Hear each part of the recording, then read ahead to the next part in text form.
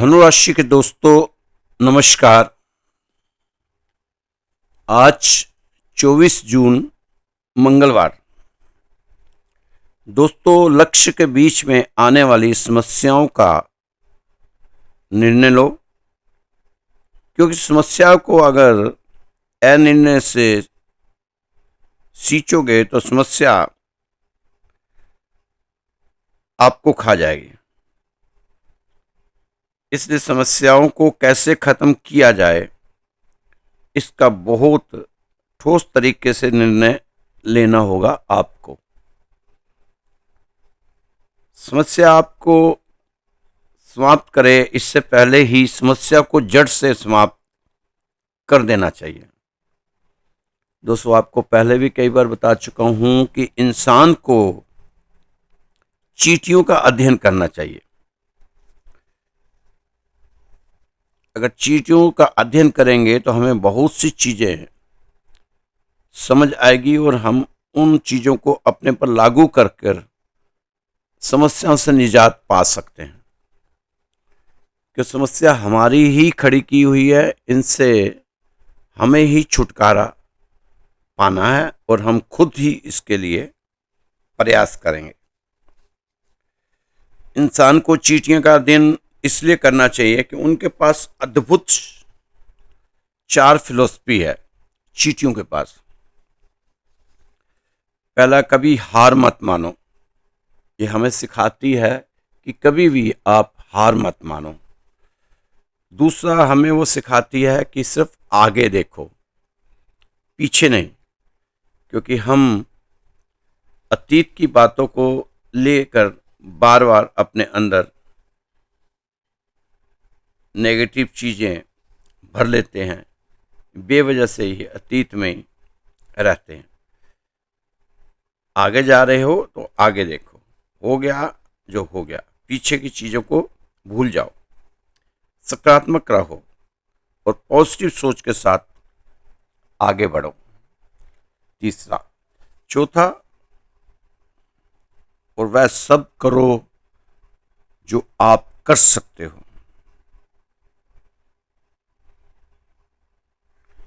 बहाने दोस्तों वो कीले हैं जिनका इस्तेमाल नाकामी का घर बनाने में किया जाता है। इसलिए आप बहानेबाजी छोड़कर अपने काम में लग जाएं, क्योंकि बहुत हो चुके बहाने कि अभी 60 खत्म हो जाए फिर कर लेंगे, अभी शनि मार्गी हो जाए तब कर लेंगे, अभी मंगल ठीक नहीं है, ठीक हो जाएगा तब कर लेंगे। नहीं दोस्तों, सब ठीक ठाक ही रहेगा। आप तो अपने काम की गति बढ़ा दें। काम की गति बढ़ाना बहुत जरूरी है, क्योंकि बहानों का इस्तेमाल नाकामी का घर बनाने में किया जाता है। आप भी समझते हो, असफलता कोई एकल प्रलयकारी घटना नहीं कि आप रातों रात असफल हो गए। रातों रात कोई भी असफल नहीं होता और रातों रात कोई भी सफल नहीं होता। आहिस्ता आहिस्ता इंसान को असफलता मिलती रहती है, उसको समझ नहीं आता, फिर एक दिन बिल्कुल हार मान लेता है। विफलता निर्णय में कुछ त्रुटियां हैं। जो विफलता मिलती है हमें, हमारे ही निर्णय में कुछ त्रुटियां रहती है जिसके कारण हमें विफलता मिलती है, और जिन्हें हर दिन दोहराया जाता है, और उन त्रुटियों को हर दिन दोहराते रहते हैं हम, तो बाद में हमें फिर नाकामयाबी हाथ में आती है। इंसान के द्वारा सही समय से इंसान पहाड़ों को भी हिला सकता है, और गलत समझ से सोच से इंसान रेत के छोटे से कण से भी कुचला जा सकता है। दोस्तों, खुशी कोई ऐसी चीज नहीं जिसे आप भविष्य के लिए टाल दें। यह वह चीज है जिसे आप वर्तमान के लिए डिजाइन करेंगे। सफलता ना तो जादुई होती है, ना ही रहस्यमयी। सफलता मूल सिद्धांतों को लगातार लागू करने का स्वाभाविक परिणाम है। अगर आप चीजों को बदलना चाहते हैं तो आपको बदलना ही होगा। पहली शर्त है कि बदलना ही होगा आपको। अगर आप चाहते हैं कि चीजें बेहतर हो तो आपको बेहतर होना होगा। दोस्तों, आपका जीवन सहयोग से बेहतर नहीं होने वाला, यह परिवर्तन से बेहतर होगा। दूसरों को छोटा जीवन जीने दो, लेकिन आपको नहीं जीना। दूसरों को छोटी छोटी बातों पर बहस करने दो, लेकिन आपको नहीं करनी। दूसरों को छोटी छोटी बातों पर रोने दो, पर आपने नहीं रोना। दूसरे को अपना भविष्य किसी और के हाथों में छोड़ने दो, लेकिन आपने नहीं छोड़ना। हिम्मत मत खोना मेरे दोस्तों, अभी बहुत आगे जाना है। जिन्होंने कहा था तेरे बस का नहीं, उनको भी करके दिखाना है। ख्वाहिश के पुल पर मेहनत से जाना है। 2 कदम चलने से मंजिल नहीं मिलती, थोड़ा दिमाग भी लगाना है। कामयाबी की पहली सीढ़ी कोशिश से गलती से सबक से तजुर्बा, और तजुर्बे से कामयाबी। असफलता तभी आती है जब हम अपने आदर्श, उद्देश्य और सिद्धांत भूल जाते हैं। जो हो गया उसे सोचा नहीं करते, जो मिल गया उसे खोया नहीं करते। बार बार आप अतीत में जाकर अपने आप को परेशान ना किया करें। दोस्तों, इस समय आपको अपने लक्ष्य की ओर बहुत ही मुस्तैदी के साथ आगे बढ़ते जाना है। आपको कुछ संतुष्टि जरूर इस समय मिल रही होगी। आपके फलाफल में शुभता नजर आती होगी। अगर आप अपने कर्मों के प्रति कर्मठता लेकर आएंगे तो फिर राहत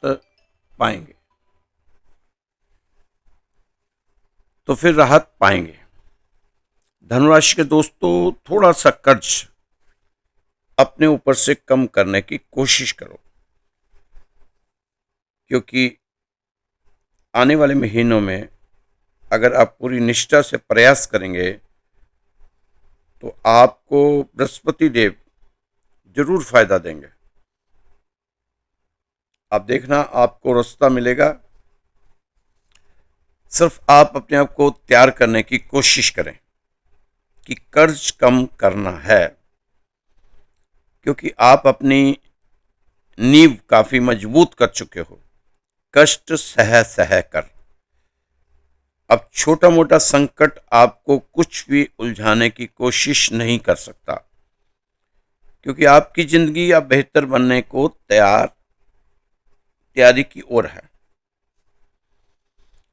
आप इस समय अपने आप को अच्छी तरह मैनेज कर रहे हैं।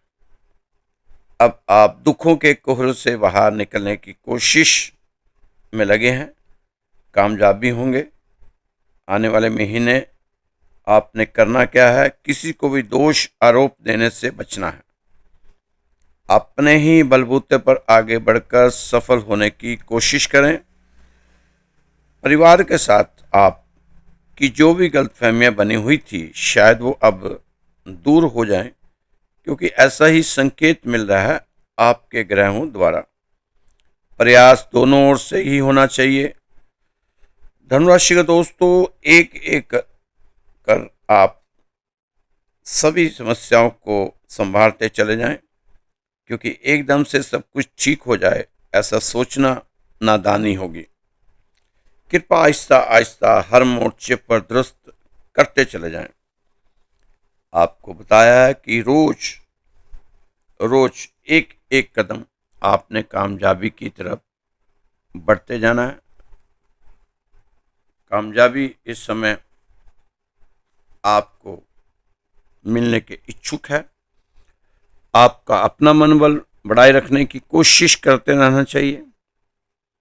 अगर धनुराशि वाले दोस्त अपने आप को मजबूत रखेंगे तो सभी प्रकार की चुनौतियों का सामना कर पाएंगे और अपने आप को परेशानियों से बाहर निकाल पाएंगे। गए सालों में धनुराशि के दोस्तों को इतनी परेशानियां सामने आई कि आप जीवन में आने वाली खुशियों को महसूस ही नहीं कर पाए, बस तनावग्रस्त होकर रह गए। लेकिन अब आने वाला समय काफी खुशनुमा होने वाला है। अब आप सभी कार्य अपनी सूझबूझ से और मेहनत से करें तो आपके सभी कार्य पूरे होंगे, क्योंकि समय आपके अनुकूल है। अपने चिंता करने की बजाय शांति और धैर्य बनाए रखना है। यह आपका बहुत ही फायदा देने वाला उपाय है। इसे आप अपनी नियमित जिंदगी में लागू करने की कोशिश करें। परिवार में सुखद माहौल बनाने की कोशिश करें और आपसी संबंधों पति और पत्नी के बीच में उचित सामंजस्य बनाकर रखें। आपका अपना व्यक्तित्व और रहन सहन के लिए अधिक सजग रहना होगा। आपको अपने स्वभाव में थोड़ा बदलाव लाने की जरूरत है, क्योंकि आने वाला समय आपके लिए खास तौर पर फायदेमंद रहने वाला है। आपका आत्मविश्वास बढ़ेगा, जिसके चलते आप अपने रुके हुए कामों में गति ले आने में सफल होंगे। परिवार में किसी पुराने मसले को लेकर तनाव अगर रह रहा है तो उस तनाव को खत्म करें। आपके सितारे आपको बार बार इशारा कर रहे हैं कि आप अपने और अपने परिवार के अतीत में ना कुरे दें, तो आपके पारिवारिक जीवन के लिए काफी अच्छा रहने वाला है। परिवार में खुशनुमा माहौल बनाकर रखें। परिवार में सुख में माहौल बनेगा तो आपको भी अच्छा लगेगा।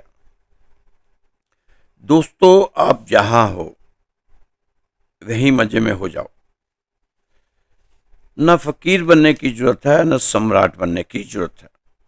सम्राट हो तो ठीक है, चलेगा। फकीर हो तो भी चलेगा।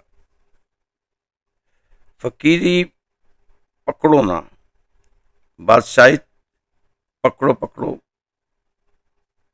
मत। जो है उपलब्ध हुआ है उसे प्रभु का प्रसाद समझ के स्वीकार करो। और जिस तरह जल में कमल की तरह रहना सीखो। जल में, लेकिन जल हुए नहीं। जल में रह रहे हैं लेकिन जल आपको छुआ नहीं। दोस्तों, एक कांटा गड़ जाए तो इसलिए हाय तौबा मत मचाओ।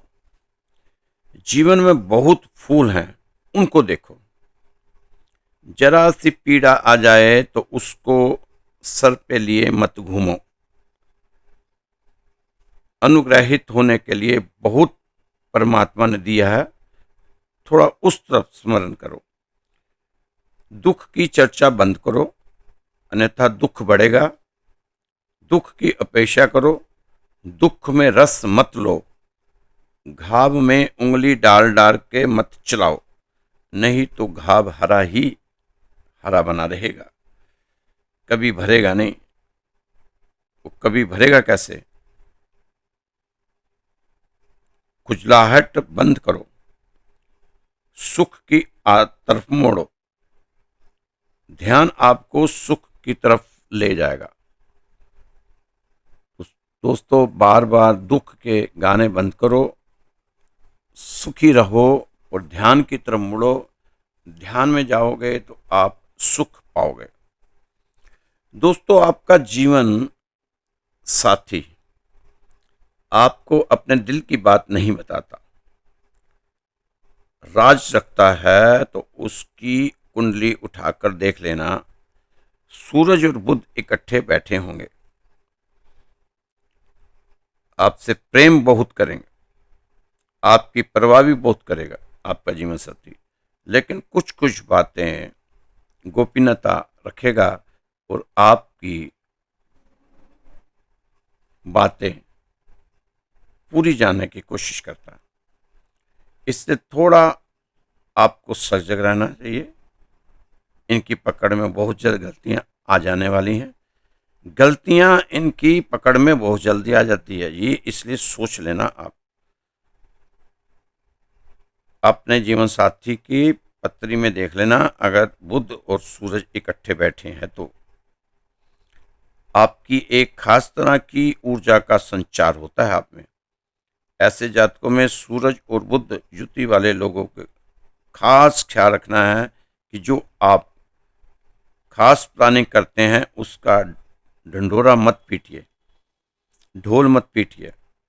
सूरज और बुध की युति नेगेटिव इफेक्ट देना शुरू कर देगी। अगर आप कोई काम शुरू करें उससे पहले अगर ढंढोरा पीट दिया तो आपका काम वो पूरा नहीं होना, नेगेटिव इफेक्ट देना शुरू हो जाएगा। आपकी योजना पूरी होने से उसमें 10 दिक्कतें खड़ी हो जाएगी।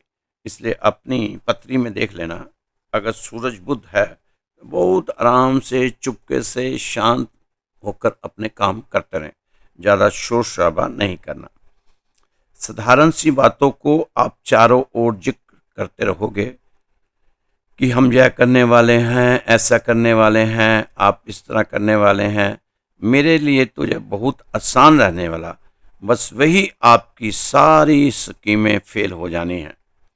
इसलिए आपको बार बार समझाया जाता कि आप अपनी किसी भी योजना का जिक्र किसी से भी ना किया करें। आप अकेले बैठकर किसी भी बात पर मनन कर रहे हैं, सबसे अच्छी बात है यह होती है कि सूरज और बुध युति वाले लोग डिप्रेशन में बहुत दूर रहते हैं। इनको कभी डिप्रेशन नहीं हो सकता। और जिनकी सूरज और बुध की युति नहीं होती, और जब बुध आदित्य राजयोग बनता है तो डिप्रेशन से बाहर जाकर राजाओं की तरह सोचते हैं, जो होगा देखा जाएगा। क्योंकि कई लोग आत्महत्या की बात करते हैं, सोचते हैं, लेकिन जब यह बुध आदित्य योग बन जाता है तो फिर ऐसी नेगेटिव बातें नहीं करते, क्योंकि यह सब बातें राहु करवाता है। जब सूरज के साथ आता है तो सारे बिना सोचे जो काम करवाता है वह राहु ही करवाता है, क्योंकि इसका सर तो ही नहीं, सर नहीं तो दिमाग कहाँ होगा। बुध सूरज युति कभी अपना कष्ट नहीं बताएंगे। हाँ, जब कार्यकुशलता से कर लेंगे तब आपको ये बता सकते।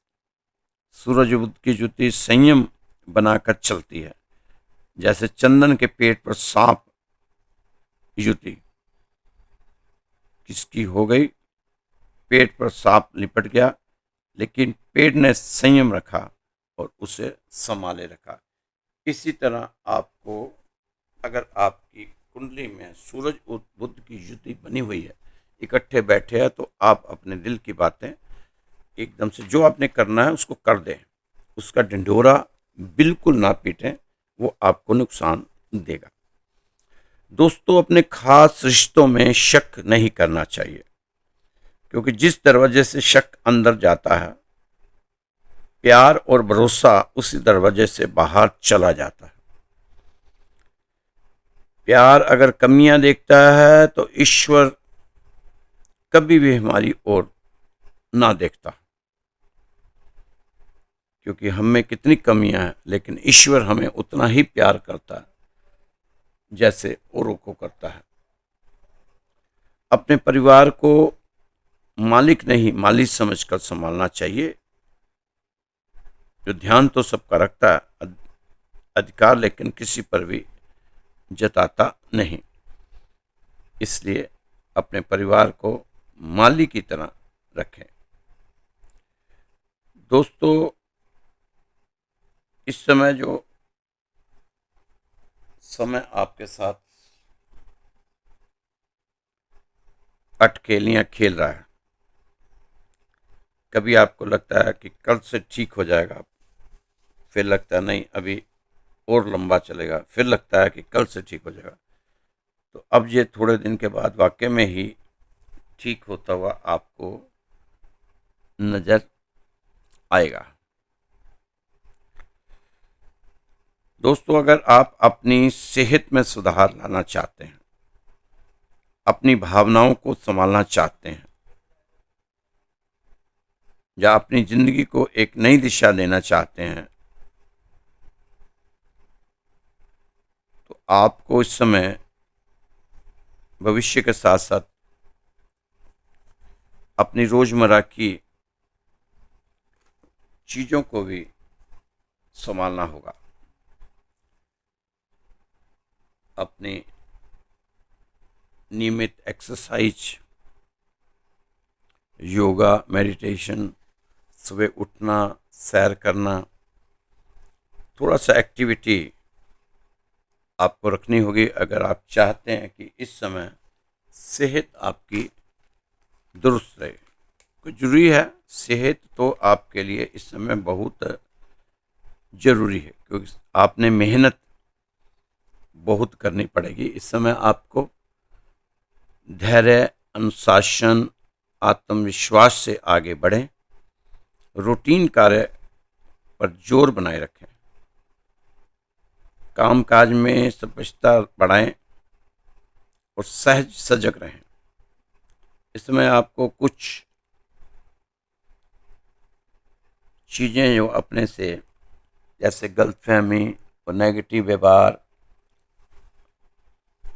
आपके चित्त में गिलानी का भाव पैदा करेंगे, पर आपने ऐसे होने नहीं देना, इससे बचना है।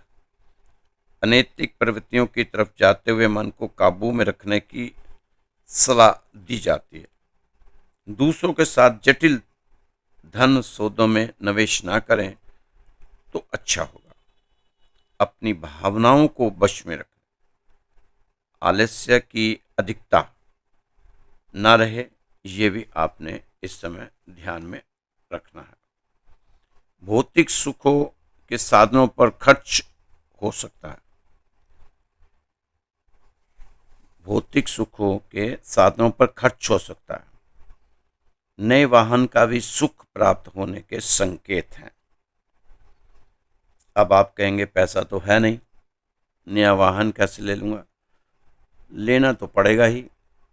जब बिका था तो तब आपने सोचा नहीं, तो अब आपको जब खरीद रहे हैं तो तब आपको सोचने की जरूरत नहीं। जिसने बिकवाया उसी ने खरीदवाना, वही खरीद के देगा। जिसने बेचा तो उसकी चिंता भगवान पर छोड़ दो। नया वाहन के चांस बन रहे हैं। सुनहरे मौकों के लिए तैयार रहना चाहिए। काम का बोझ ज़्यादा होगा, वहीं परिवार के काम भी कुछ ज़्यादा ही आपको करने पड़ेंगे। आपको संयम चलाकर चलना होगा, तभी सभी काम निपटा पाएंगे। मन में किसी बात को लेकर आशंका रहेगी, जिसका निवारण जल्द ही हो जाएगा।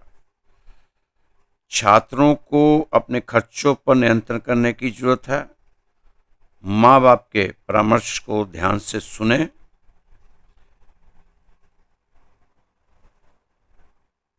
दोस्तों, जिंदगी जीना कोई आसान नहीं होता।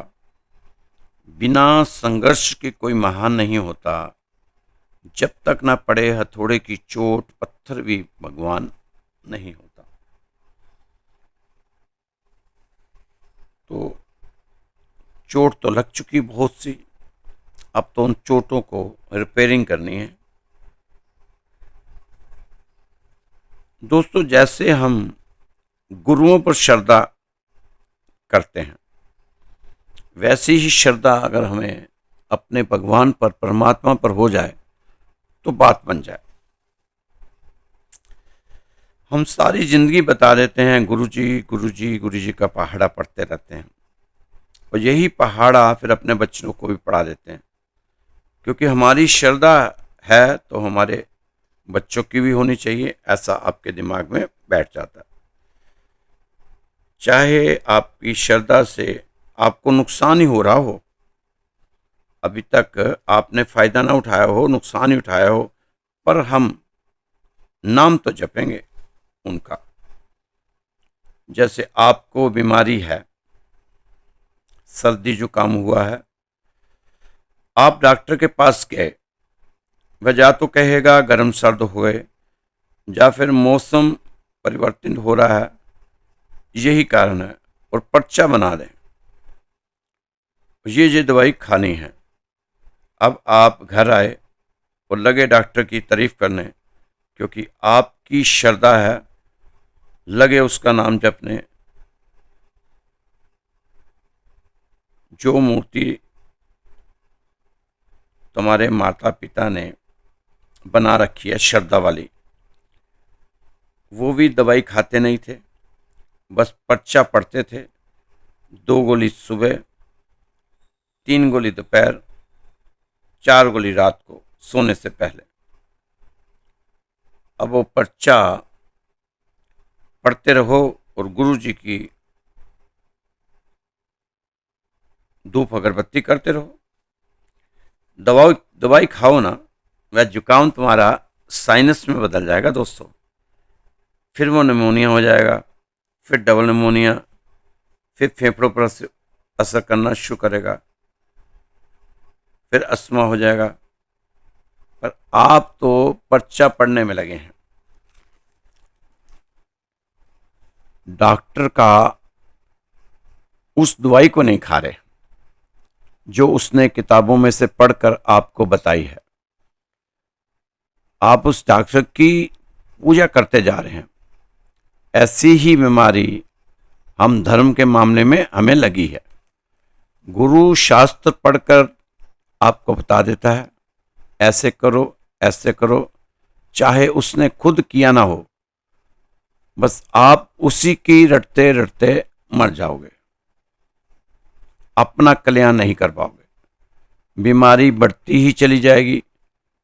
मैं आपको कोई पर्चा लिख के नहीं दे रहा, मैं खुद भी वही दवाई खा रहा हूं और आपको भी वही दे रहा हूं, और साथ साथ जो आते हैं आपको पढ़ चुकी हैं, गुरुदेव महाराज की जय, गुरुदेव महाराज की जय, वो आपसे छुड़वा रहा हूं। ये परहेज है, परहेज। अगर जयकार करनी है तो भगवान की करो, जय राम जी की, जय कृष्ण जी की, जय भोलेनाथ जी की, जय हनुमान जी की, जय माता की, इनकी जय जयकार करो, क्योंकि इन्होंने ही हमें इस धरती पर जीने लायक बनाया है। जब हम रीढ़ की हड्डी को सीधा रखते हैं तो हमारी बहुत ही कम ऊर्जा खर्च होती है, बल्कि कहना चाहिए नामात्र ही ऊर्जा खर्च होती है। इसमें कार्बन डाइऑक्साइड कम मात्रा में बनती है, जो कि हमारे लिए लाभदायक होती है। इसलिए सबसे पहले तो आप जब भी बैठो, सीधा रीढ़ की हड्डी को सीधा करके बैठा करो। अगर रीढ़ की हड्डी को झुका के बैठेंगे तो उससे ही आपको कई दिक्कतें आने वाली हैं। ध्यान करने वाले को डॉक्टर के पास कम आना जाना पड़ता है, ध्यान करने वाले को डॉक्टर के पास कम चक्कर लगाने पड़ते हैं, और ध्यान करने वाले को गुरुओं के पास भी कम चक्कर लगाने आते हैं, और गुरु जी की जय जयकार भी कम करनी पड़ती है, क्योंकि उनको ध्यान करने के बाद बहुत सी चीज़ें अपने अंदर ही ऐसी दिखाई दे देती हैं कि उनको फिर किसी गुरु की जरूरत होती नहीं। हजारों अगर हम ध्यान करते हैं तो हजारों रुपए प्रति वर्ष बचा सकते हैं। इसीलिए मैं हमेशा आपको रोज रोज कह रहा हूं कि ध्यान साधना जरूर करनी चाहिए। पात्रता तन मन बुद्धि का श्रृंगार करने से नहीं आती, आत्मा को विभूति करने से आती है। आत्मा के भूषण है प्रेम, श्रद्धा, समर्पण, यह कारिता हम भी इनको धारण करें तो वह दूर नहीं, जब हम भी प्रभु कृपा के लाभार्थ बन जाएंगे। दोस्तों, आपने सांप देखा होगा। सांप कितना भी टेढ़ा चले, कितना भी टेढ़ा चल ले, लेकिन जब उसे अपने बिल में जाना होता हो तो सीधा होना ही पड़ता है, और वह हो जाता है, क्योंकि उसे पता है कि बिल ही तो सुरक्षा देगा। अब सारा मारा मारा बचता बचता अपने शिकार को खाने को ढूंढता रहा सारा दिन। शाम हो गई, कोई मुझे भी अपना शिकार बना ले, इसलिए मुझे अपने सुरक्षित स्थान पर वापस पहुंच जाना चाहिए। आज के लिए इतना ही काफी है। पक्षी भी ऐसा ही करते हैं। सभी जानते हैं कि सर्प को प्रभु ने कान नहीं दिए। उसको सत्संग करके समझा दिया हो, यह तो उसकी खुद की समझ है कि बिल सामने पड़ते ही अपना टेढ़ापन छोड़कर सीधा हो जाएं। पर वही मनुष्य को देखो, सृष्टि का सबसे बुद्धिमान जाने वाला जीव, कान भी एक नहीं दो दो हैं, जिसमें वे कर रहे के बारे में जाने अनजाने सत्संग सुन ही लिया, लेकिन उनके ऊपर अमल नहीं किया। समझ नहीं आती कि प्रभु के दरबार में हमें जाना कैसे है, प्रभु के दरबार में जाकर भटकने से बचना कैसे है। दोस्तों, प्रभु के दरबार में जाकर आत्मा को पनाह मिल जाती है, तो क्या हमें पनाह नहीं मिलेगी? हाँ, सीधा, बिल्कुल सीधा प्रभु के दर पर, प्रभु की रजा में राजी रहना। इधर उधर के सभी चीजों को छोड़कर आप अपने आप को प्रभु के चरणों में लगा दो। उसके बाद आप तमाशा देखना कि आप कहां से कहां पहुंचते हैं। जब तक आप अपने आप को इधर उधर भटकाते रहोगे, तब तक जीवन ऐसे ही चलता रहना। दोस्तों, इस जिंदगी को सांसारिक चीजें पाने के लिए जितना भी तेज दौड़ते हैं, दौड़ लो। अगर आप प्रभु की ओर नहीं दौड़े तो यह दौड़ तो दूरी बढ़ाने का कारण बनेगी। जितने चक्कर आप मंदिर के काट लोगे, उतने ही 84 के चक्रों से दूरी बनी रहेगी। अवश्य ही पिछले जन्मों में कोई ना कोई गुल खिलाए होंगे जो इस बार हमें भुगतने पड़ रहे हैं।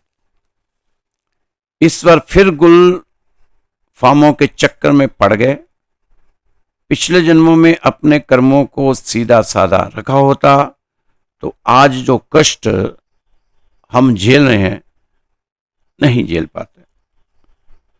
दोस्तों, आपने देखा होगा कि छोटी सी लोहे की कील पानी में नहीं तैर सकती, पर वही लकड़ी का नाव में रख जितना बड़ा से बड़ा लोहा लेकर आप नदी पार कर जाओगे, क्योंकि उससे नाव का सहारा मिल गया। और जब तक उस नाव को लोहे की कीलों के साथ ये नाव जुड़कर बनी, लोहे की कीलों के साथ जुड़कर ही बनती है नाव, उसने उसको बनने में सहारा दिया, उसने उसको पार करवा कर सहारा दिया।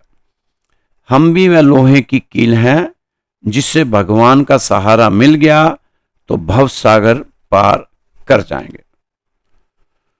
दोस्तों, भगवान तो पत्थर को पैर लगाकर अपने मंदिर में बुला सकता है, तो हम तो इंसान हैं।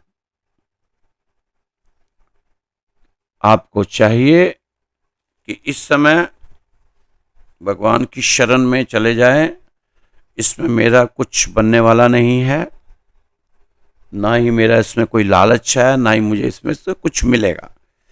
मैं तो आपको कहीं और नहीं भेज रहा, मैं तो सृष्टि के मालिक के पास भेज रहा हूं कि इधर उधर घूमने से अच्छा है सीधा मालिक को पकड़ लो, क्योंकि मालिक ही आपको आपका कुछ बना सकता है। आप अपनी राशि के बारे में जानते नहीं कि आपकी राशि ज्ञान देने के लिए पैदा हुई थी, ज्ञान लेने के लिए पैदा नहीं हुई थी। ये धनु राशि वाले लोग ज्ञान के भंडारी हैं, इनको तो ज्ञान देना चाहिए। ये तो किसी के भी बिगड़े काम में चले जाएं, खड़े हो जाएं, बस उसका काम बन जाएगा, इतनी ऊर्जा है इनमें। लेकिन इस ऊर्जा को समझने के लिए जैसे हनुमान जी को उनकी शक्तियों का याद दिलाना पड़ता था, तब उनको पता चलता था। ऐसे ही धनुराशि वालों की शक्तियों का उनको पता ही नहीं कि वो कितने शक्तिशाली और ऊर्जावान है। बस वो संसारिक चीज़ों से उलझे हुए हैं उसी में कि मेरी गाड़ी बिक गई, मेरी फैक्ट्री बंद होगी, मेरी दुकान बंद होगी, मेरी बीवी छोड़ के चलेगी, मेरा पति छोड़ के चला गया, मेरा मकान बिक गया, वो उसी में उलझा हुआ। बाकी आपको धरती पे किस लिए भगवान ने उतारा था, आपको जो राशि दी थी उसके लिए आपको ज्ञान बढ़ाना चाहिए, ज्ञान प्राप्त करना चाहिए, अपनी राशि के बारे में तरह तरह की बातें पढ़नी चाहिए, किताबें पढ़नी चाहिए। आपकी राशि अलग ही राशि है, धनु राशि। दोस्तों, छोटी सी एक प्रसंग है। महात्मा जी ने एक पक्षी बेचने वाले से पैसा देकर सारे तोते उड़ा दिए। अब तोता सत्संगी, उसको पिछले जन्म में कहा था कि गुरु बिना मुक्ति नहीं। जैसे आपको समझाया हुआ है लोगों ने आजकल कि गुरु बिना मुक्ति नहीं है, तो इसका मतलब जिनके गुरु नहीं हुए उनको मुक्ति नहीं मिली। बड़े बड़े ऐसे हुए हैं जिन्होंने कोई गुरु ही नहीं बनाया। दोस्तों, आपकी सबसे बड़ी तो गुरु है गीता। गीता से बड़ा गुरु कोई हो नहीं सकता, और कृष्ण से गुरु कोई बड़ा हो नहीं सकता। क्योंकि युद्ध के मैदान में जो ग्रंथ लिख दिया गया हो 40 मिनट के अंदर, दुनिया का ऐसा कोई भी ग्रंथ नहीं है जो 40 मिनट के अंदर लिखा गया हो। ये पहला ग्रंथ है दुनिया में जो 40 मिनट और युद्ध के मैदान में लिखा गया है। आप घर में कोई हिसाब करने लगे ना कि इतने के आलू आए, कितने के टमाटर आए, करियाने वाले का और दूध वाले का, एक बच्चा कोई आ जाए तो आप उसको हटा देंगे, हट मैं हिसाब कर रहा हूँ। लेकिन युद्ध के मैदान में हाथी चिंगाड़ रहे हैं, घोड़े हिनना रहे हैं और बिगुल बज रहे हैं, चारों तरफ त्राहिमाम त्राहिमाम हुआ है। वहाँ खड़े होकर रविवार को एकादशी वाले दिन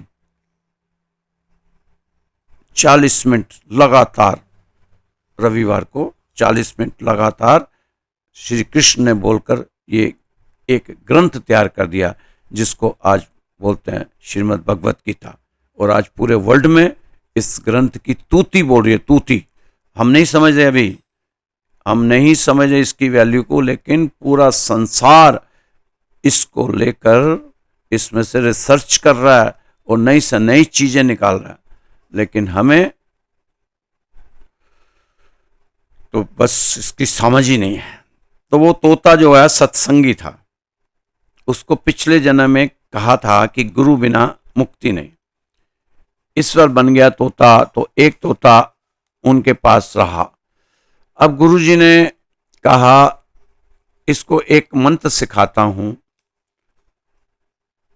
इसके जीवन में काम आएगा। गुरुजी ने कहा कि तोता, तेरे को एक मंत्र सिखाता हूं जो तेरे जीवन में बहुत काम आएगा। मिट्ठू राजा, इस मंत्र का तू जाप करता रहना और ये मंत्र तूने सिद्ध कर लेना है। मंत्र सुन ले और खुद भी सिद्ध कर लियो, अपने जितने तेरे तोते हैं, यार दोस्त जो भी तेरे हैं, सबको भी तूने ये मंत्र सिद्ध करवाना। सुन मंत्र सुन, बहेलिया आएगा, जाल बिछाएगा, दाना डालेगा, हम नहीं फंसेंगे। अब उसने पहले रट लिया, फिर सारे तोतों को रटा दिया। अब वो सारे तोते पेड़ पर बैठे हैं और रट रहे हैं, बहेलिया आएगा, जाल बिछाएगा, दाना डालेगा, हम नहीं फंसेंगे। अब एक दिन फिर बहेलिया आया और वो सभी तोते वही मंत्र रटते रटते जाल में फंसते जा रहे हैं कि बहेलिया आएगा, जाल बिछाएगा, दाना डालेगा, हम नहीं फंसेंगे। मंत्र बोलते बोलते एक एक करके उसके जाल में फंसते जा रहे हैं।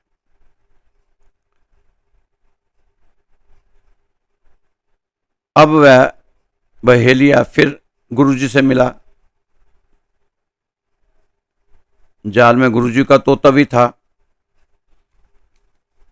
कहता, गुरुजी आपने मरवा दिया, आपका मंत्र सिद्ध नहीं हुआ, आपके चक्कर में मैं जाल में फंस गया,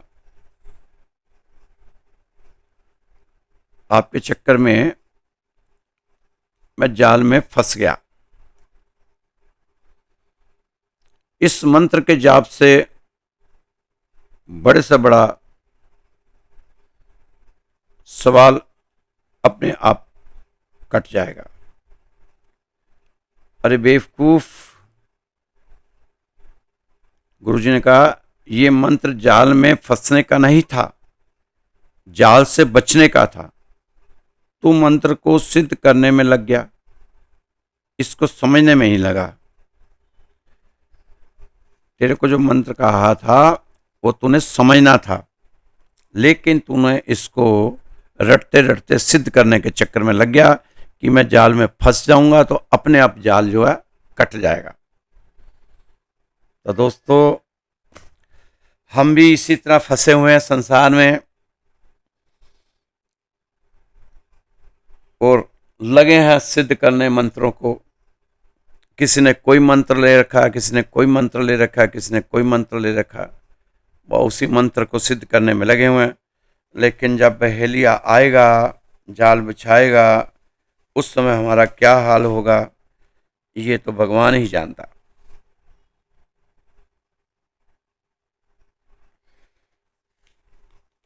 तो धनुराशि के दोस्तों, ये तो राशि होगी आज आपकी, इसमें कहानी भी होगी, प्रसंग भी होगी, आज शिक्षा भी होगी, सब कुछ हो गया। अब आपके लिए आज का दिन मंगलवार है और शनि की ढैया का जो काट है वो मंगलवार ही है। हनुमान चालीसा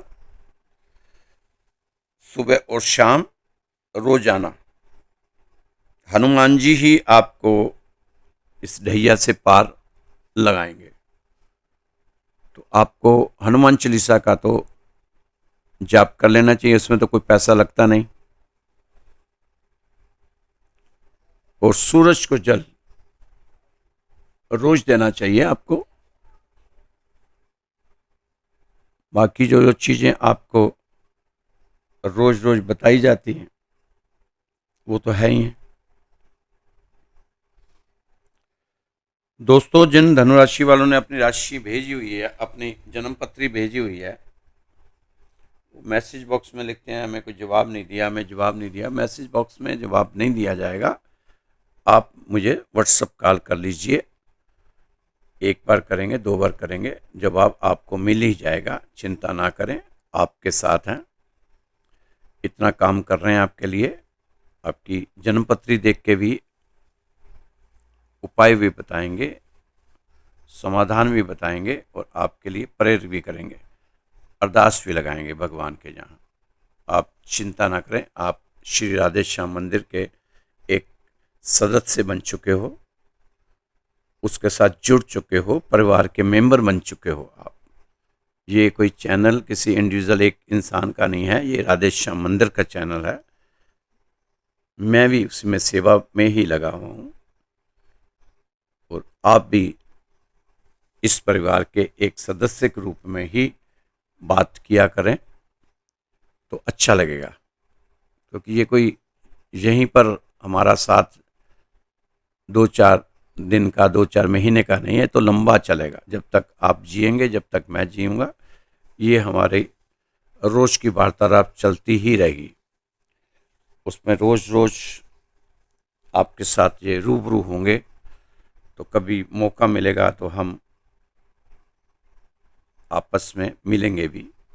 भगवान ने चाहा तो आपको मंदिर में ज़रूर बुलाएंगे। मेरी तो यही अरदास है कि सबको एक बार मंदिर के दर्शन करवाना, भगवान इनको सबको करवाओ। और आप जब भी दिल्ली आएँ तो एक बार हमारे मंदिर में ज़रूर आएँ, भगवान कृष्ण का आशीर्वाद लेकर जाएं। आपके लिए इस मंदिर में बहुत सी दुआएं आपके लिए आपको मिलती हैं, और भगवान करेगा आहिस्ता आहिस्ता आपके दुख जो कटते जाएं और आप रिलैक्स रहें, आपका मन शांत रहे। तो दोस्तों, अपने कुछ किए हुए पूर्व जन्म के कर्म जो इस समय हमारे प्रफुल्लित हो चुके, जो हमें नुकसान दे रहे हैं, कष्ट दे रहे हैं, पीड़ा दे रहे हैं, वो भी ज़रूरी है। क्योंकि अगर अब कटेंगे नहीं तो अगली बार कटेंगे तो उसका कई गुना ज़्यादा हो जाएंगे। अब आस्ता आस्ता रोज़ हमारे कर्म जो कट रहे हैं, इसमें शरीर हल्का हो जाता है। शरीर से अगर गंदगी निकल जाए, जैसे बहुत धूल मिट्टी से कहीं गए हो, वहाँ से लिप्त होकर आए, जब नहा लेते हैं कितना रिलैक्स महसूस करते हैं। इसलिए जन्मों जन्मों के हमारे कुछ किए हुए पाप जो हमारे साथ चल रहे हैं, अब वो आस्ता आस्ता कटते जा रहे हैं, और इधर हमें कष्ट होता है। मैं कई बार एग्जाम्पल देता हूँ कि जैसे माँ कई बार लाड में बच्चे को अपने गोद में ले लेती है। बच्चा 2-3-4 साल का होता है तब भी माँ की गोद में जाके बैठ जाता है। आजकल तो बच्चे मोबाइल के साथ ज़्यादा, माँ के साथ कम होते हैं, कि माँ भी चाहती है कि मेरी जान छोड़, ये मोबाइल पकड़ तो देखते रहे। पर पहले माँ ऐसी नहीं थी, पहले माँ की क्वालिटी ही कुछ अलग तरह की थी। वो अपने बच्चे को गोद में जब बैठाती थी तो कभी उसके सिर पे खुजती थी, सिर में अगर देखती थी कोई मैल वैल जमी हुई है या कुछ, क्योंकि पहले लंबे लंबे बाल होते थे लोगों के, 4-5 साल लंबे लंबे बाल होते थे, उसके बाद कटवाए जाते थे। उनकी झंडे कहते थे झंड उतार के लाए। कोई चिंतपूर्णी जाता था, कोई कहाँ जाता था। आजकल तो सब कुछ काम रेडीमेड ही हुआ पड़ा है। फिर कभी उसकी कोहनियों में रगड़ती थी, कोहनी से मैल, कभी उसकी एड़ियों पे, कभी उसके पैर की उंगलियों में उंगली डाल के करती थी। और बच्चे को लगता था मैं तो आया था माँ की गोद में रिलैक्स के लिए, पर ये माँ तो उल्टा ही तंग कर रही है। तो इसी तरह दोस्तों, जब हमारे जो ये कष्ट कटते हैं ना, ये समझो हम भगवान ने हमें अपनी गोद में बैठाया हुआ है, और हमारे जो मैल जो हमने जन्म जन्म की साथ में लेके आए हुए हैं, कर्मों की मैल, उसको उतार रहा है।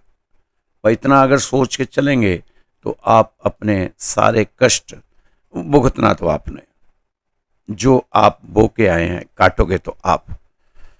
ना मैं काट सकता हूं, मेरा बोया मुझे काटना पड़ेगा, आपका बोया आप काटोगे, काटना तो पड़ेगा। इसमें ब्रह्मा विष्णु महेश भी आकर खड़े हो जाएंगे, तो काटना तो आपको पड़ेगा। अब जब आप भगवान की गोद में बैठ के वो मैल उतरेगी, तो साथ साथ माँ हाथ भी फेरती रहती है माथे पे, सिर में, वो भी अच्छा लगता है। उसके बाद फिर खाने को भी कुछ ना कुछ बढ़िया बढ़िया देती है। तो माँ का रोल अदा करता है परमात्मा। इसलिए आप ज़्यादा दुखी ना हुआ करें। और फिर एक एग्जांपल छोटा सा और देता हूँ। आजकल तो है नहीं, पहले तो लोग बहुत मीठा खाते थे, बहुत मीठा खाते थे, उनको फिंसियाँ निकलती थी। फिंसियाँ निकलती थी, फिर वहाँ एक पट्टी लगा देते थे, पट्टी, वो काली सी पट्टी होती थी, चिपक जाती थी साथ में। अब जब उसको डॉक्टर हटाता था, तो एक तो डॉक्टर तो हटाता था, फटाफट खींच के उठा देता, बहुत दर्द होता था। पर जब माँ हटाती थी तो आस्ता आस्ता उधर से फूंक मारती मारती थोड़ा थोड़ा करके हटा लेती थी, उसमें कष्ट नहीं होता था। तो अभी भी अभी परमात्मा की आप शरण में चले जाओगे तो संसार तो डॉक्टर है, एक तो एकदम से कष्ट देगा, लेकिन माँ जो है उसको आस्ता आस्ता आस्ता आस्ता हटाएगी। आपका वो जख्म भी भर जाएगा और आपको दर्द भी नहीं होगी। तो ये भगवान का काम है। तो आप भगवान की शरण में चले जाओ, आपके सारे कष्ट आस्ता आस्ता आस्ता आस्ता कट जाएंगे। कटने हैं, काटने के लिए ही दे रहा हो, नहीं तो और आपको उकसाता, लो और करो और करो और करो, बुरे कर्म इस जन्म में भी करो। नहीं, अब उसने पकड़ लिया हमारे गले से, कॉलर से, कान से कि नहीं, इस जन्म में तुम्हें नहीं करने दूंगा कुछ भी, पिछले जन्मों के काट के भेजूंगा, इस जन्म में बिल्कुल करने नहीं दूंगा। तो हमें जब समझ आ जाएगी ये बातें, तो हम अपने आप ही इतने विचलित नहीं होंगे, इतने दुखी नहीं होंगे, इतने पीड़ित नहीं होंगे। बस आप दोस्तों, मैं फिर आपसे कह रहा हूँ कि 3 से 5 उठ जाओ, रीढ़ की हड्डी कर लो सीधी और बैठ जाओ। कोई इधर उधर के मंत्र शंत्र मत बोलो। कई लाख मंत्र हैं हमारे शास्त्रों में, किस किस मंत्र को पकड़ोगे? एक ही मंत्र है, श्वास जो अंदर गई है, जो बाहर आई है, अंदर गई है, बाहर आई है, इसको आप देखते रहो और अपने मन में ओम, मुंह बंद करके, ओम का एक ऐसा मंत्र है, जब सृष्टि शुरू हुई थी, जब शब्द यहाँ शुरू हुआ, ध्वनि शुरू हुई, तो सबसे पहले ये उच्चारण निकला था ओम का। तो ये, इससे क्या होगा, इसके वाइब्रेशन से ही आपको बहुत कुछ फ़ायदा होगा। तो दोस्तों, मेरा नंबर है 9315336907, 9315336907। तो आप इस नंबर पर मुझसे व्हाट्सअप कॉल कर सकते हैं। बहुत से लोगों से बात होती है मेरी रोज़, ऐसा नहीं मेरी बात नहीं होती, बहुत से लोगों से होती है। जैसे ही एक राशि तैयार करता हूँ, उसके बाद पानी वानी पीने के लिए 10 मिनट रुकता हूँ, उसमें जो फ़ोन आ जाते हैं उनसे बात हो जाती है। ये भी 200 लाखों साल पहले हमारा तय हुआ होता है कि कब किसके साथ कितने बजकर कितने मिनट में बात होनी है। अब वो तभी हो पाती है, नहीं तो आप कितनी मर्जी कोशिश करते रहो, नहीं होगी। ये भी ईश्वरीय कृपा से ही बात भी हो पाती है। तो खुश रहो, मस्त रहो, स्वस्थ रहो, व्यस्त रहो, तंदुरुस्त रहो। कल फिर मिलेंगे आपकी राशि के साथ। जय श्री कृष्णा, जय श्री राधे। मंगलवार याद करना, हनुमान चालीसा जरूर होना चाहिए, सूरज को जल जरूर दें, और हो सके तो मंदिर में शाम को जरूर जाएं, कुछ ना कुछ अपनी क्षमता अनुसार बांट कर आएं।